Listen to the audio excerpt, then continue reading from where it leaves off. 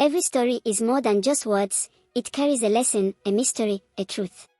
Welcome to Myth and Meaning, where we explore the wisdom hidden in every tale.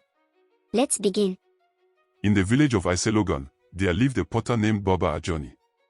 His hands were blessed by eye with grave olecan, and his clay creations were said to be finer than any other. People traveled from distant lands to buy his pots, believing they carried the spirit of the art itself.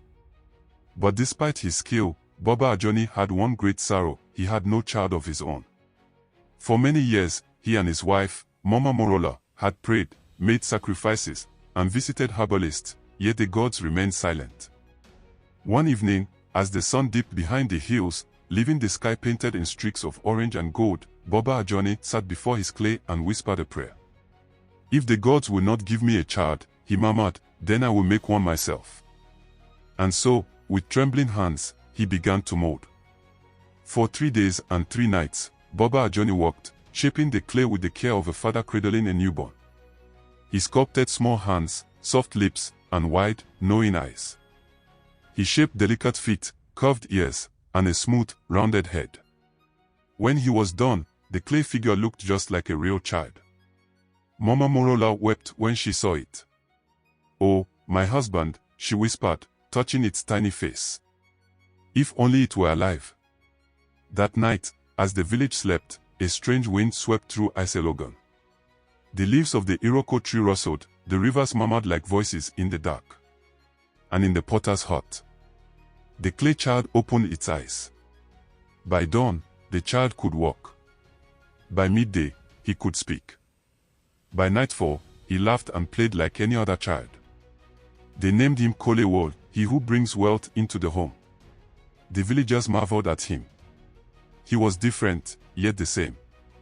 He felt like a child, but his skin was smooth, like river clay. His laughter rang through the village, yet his eyes held an ancient wisdom, as if he had lived 100 years before. People whispered, was he a blessing? Or something else entirely? But Bàbá Àjàní and Mama Morola loved him.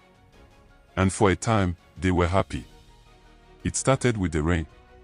One afternoon, as dark clouds rolled in, Kolewol was playing near the riverbank when the first drops began to fall.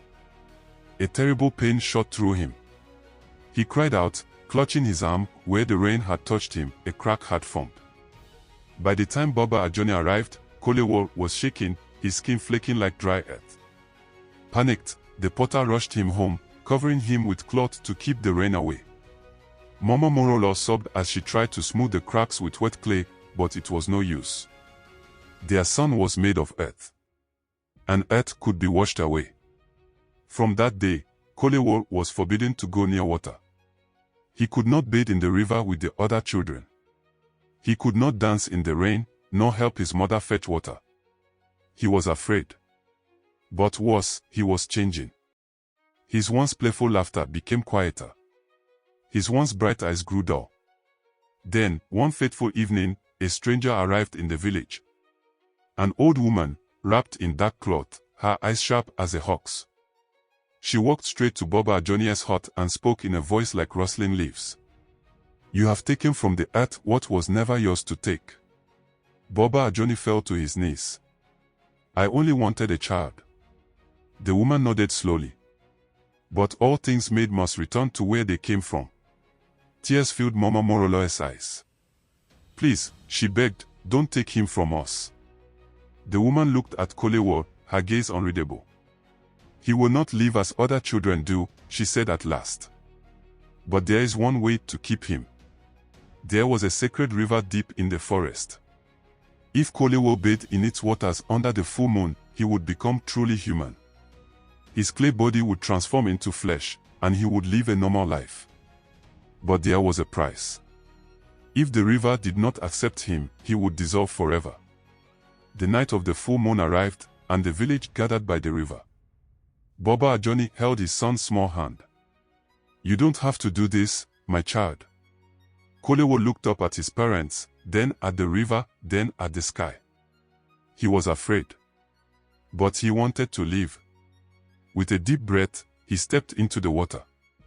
The water was cold. It wrapped around him like an embrace, pulling at his body. For a moment, nothing happened. Then, a golden light rippled across the surface. Kolewo gasped as warmth spread through him. His skin hardened, then softened. His clay fingers curled, now made of real flesh. The river had accepted him. When he stepped out, he was no longer clay. He was a real boy. The village rejoiced. Bàbá Àjàní wept as he held his son close. "You are ours, now and forever." Mama Morola kissed his forehead. "Our boy. Our gift from the earth." And from that day on, Kolewo lived like any other child, laughing, running, growing.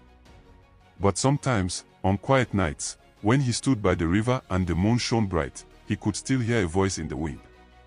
The whisper of the earth. "Remember where you came from." Every story holds a lesson. What did this one reveal to you? Share your thoughts in the comments, and if you enjoyed it, like, share, and subscribe for more timeless tales. Until next time, keep searching for meaning in every story.